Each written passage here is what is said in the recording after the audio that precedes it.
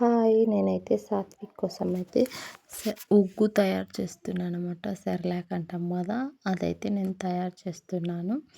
ఏమేమి కావాలనో చెప్తాను చూసుకోండి. బయటి ఫుడ్ పెట్టే కాడికి ఇంట్లో మనం తయారు చేసి పెట్టేది చాలా మంచిది. ఈజీగా, సింపుల్‌గా తయారు చేసుకోవచ్చు. అంత పెద్ద కష్టమేం కాదు తయారు చేయడం. మనం చూసేద్దామా ఎలా తయారు చేయాలో? ఒక కప్ అయితే పప్పు బెల్లం తీసుకోవాలి. ఒక కప్ అయితే పెసర్లు తీసుకోవాలా.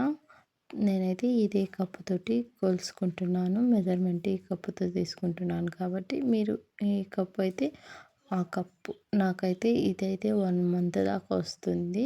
చూపిస్తాను చూడండి. ఇదైతే సన్నటి ఉద్ది బెల్లం అనమాట. మేమైతే ఉద్ది బెల్లం అంటాము.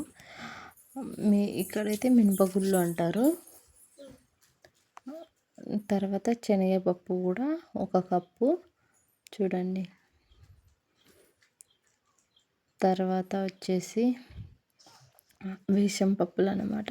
మేమైతే వేసం పప్పులు అంటాం, మీరైతే పల్లీలు అంటారు. ఓకేనా. మా కర్ణాటకలో అయితే వేసం పప్పులు. తెలుగు కన్నడ మిక్స్ ఉంటుంది కాబట్టి అలా ఉంటుంది మా భాష.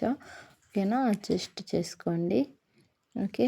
తర్వాత అయితే ఇదే కప్పుతో మనం అన్నీ ఒక్కొక్క కప్పు తీసుకున్నాం కదా. రైస్ అయితే 2 కప్పులు తీసుకోవాలి.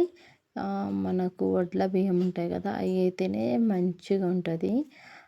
ఇంకా లేనప్పుడు ఇంకా మామూలు బియ్యం అయినా మనము యూజ్ చేసుకోవచ్చు అనమాట.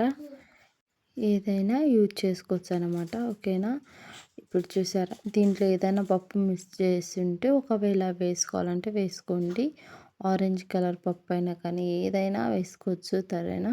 దీంట్లో బాదాము, జీడిపప్పు కూడా వేస్తారు. నేను ఆల్రెడీ వేయించి పెట్టుకొని పౌడర్ కొట్టి పెట్టుకున్నా కాబట్టి వేయలేదు. ఓకేనా. దీంట్లో వాము కూడా వేయాలి.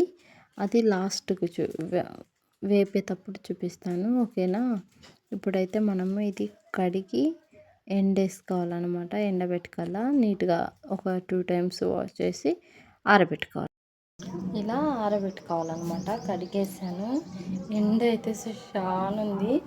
ఒక 15 నిమిషాలు చాలు ఎండిపోవడానికి అనమాట. ఓకేనా. నా కాళ్ళు మండిపోతున్నాయి. ఇలాగైతే కడిగేసి ఆరబెట్టాను.